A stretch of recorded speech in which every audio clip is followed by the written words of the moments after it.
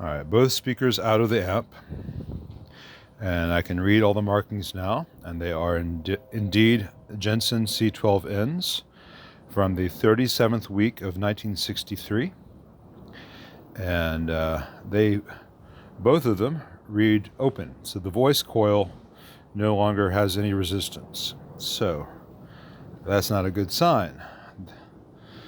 They're about to go off to Dave Halford at Halford Loudspeakers for a reconing. Hopefully that's what the owner will approve, because these things can come back to new life. The cones are in good shape.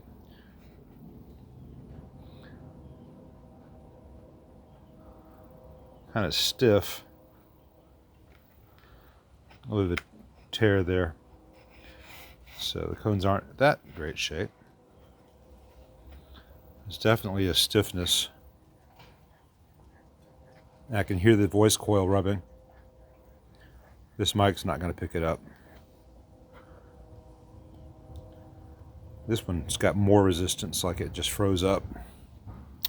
So, the good news about Dave is he does fantastic work, and it's not expensive. It's about the same price as a new regular speaker. The bad news is it takes him about 6 weeks to do it, because he's about as backed up as I am, sometimes more so. But all good things to those who wait. Starting work on this 64 twin reverb. All the date codes are late 63. I'm going to start with this bias board. And nothing on this bias board currently measures bad. But it is a crucial part of the circuit. Any one of these diodes could fail at any moment. And if that happens, disaster looms. So we're going to remove this bias board and get everything off of it and clean it all up and get all new components. And it's always been curious to me that these solder joints on these bias boards, unlike any other solder joint in the amp, has this black paint on the solder joints. Does nothing electronically. It just makes it more difficult to service. Such is life. And where are my needle nose? These will do.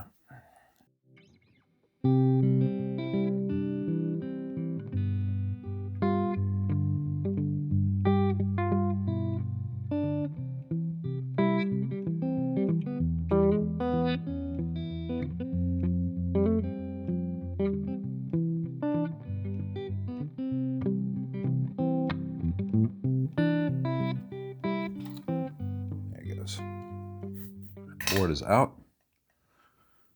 and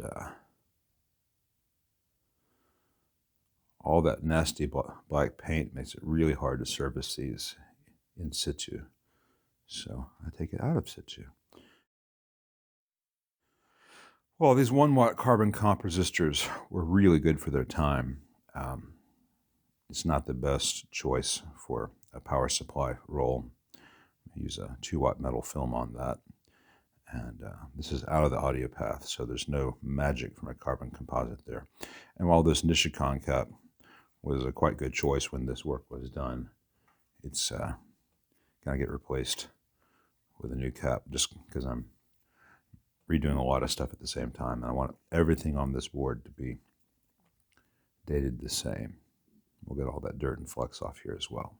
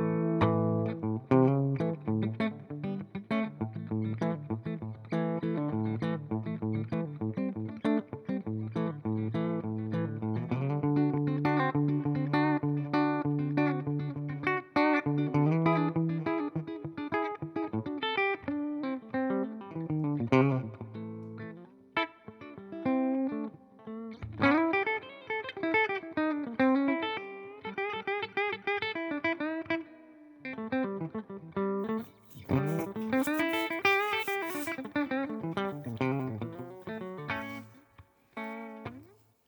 right, that is clean. I mean, you can see some old black paint still there. It's no big deal.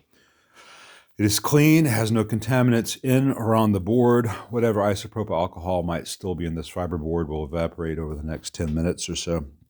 You can see me driving it out of the eyelet directly with heat. That just the board absorbs the isopropyl.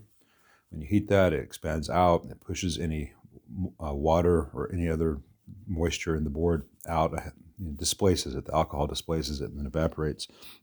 I'm not going to have any leakage paths from eyelet to eyelet. There's not going to be any old contaminants. This is practically brand new at this point. And I can rebuild this very properly now. That took 15 minutes to do. It's a lot of work. It's, for a small area, it's a lot of work to do. Is it necessary? Well, if any one of these diodes fails in the bias or the rectification, you can have major issues in the amp. If that limiting resistor were to fail, you'd have very major issues in the amp. You could lose your tubes.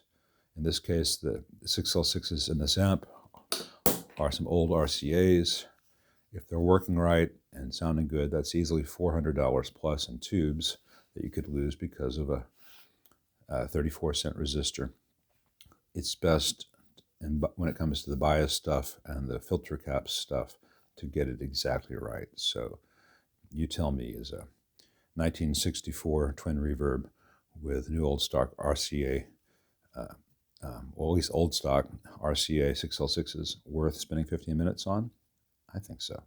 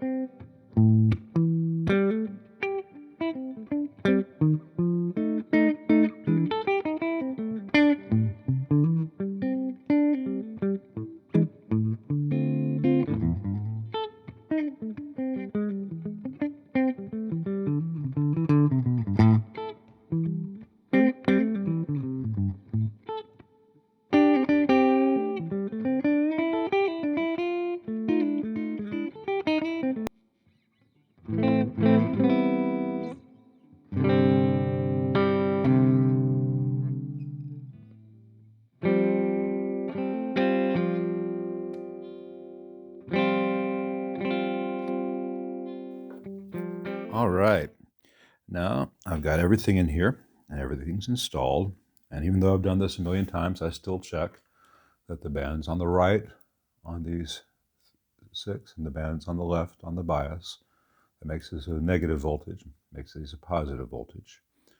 And fenders, if you have a resistor that's going to the right, the color tolerance band should be to the right. If you have one that's going more vertical, it should be down. The new 47 microfarad 100 volt cap in place. A very nice Vichy, positive to ground. Remember that if you're working on a Fender bias circuit for the first time.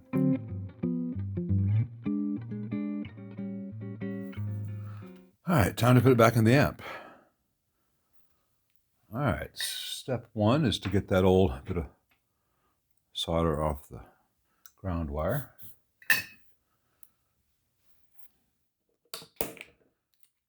And step 2 is to fish this bias feed. That's where it goes top first.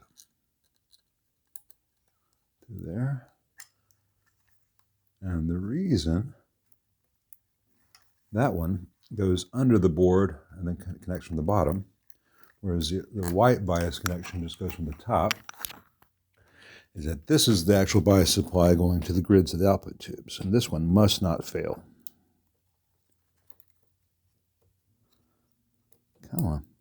You know what you want to go in there.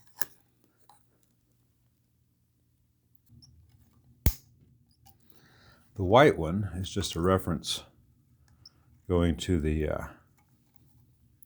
tremolo oscillator. It kind of kick starts it to go on when the tremolo is engaged.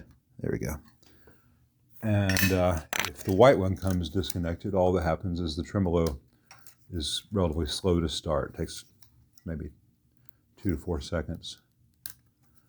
If this yellow one comes disconnected, though, and you really lose bias, you often lose output tubes. Why is this not wanting to cooperate in the slightest? Okay, there it goes. All right, now that is bent over this eyelet. So it has mechanical support before I solder that. Let me solder this now, though.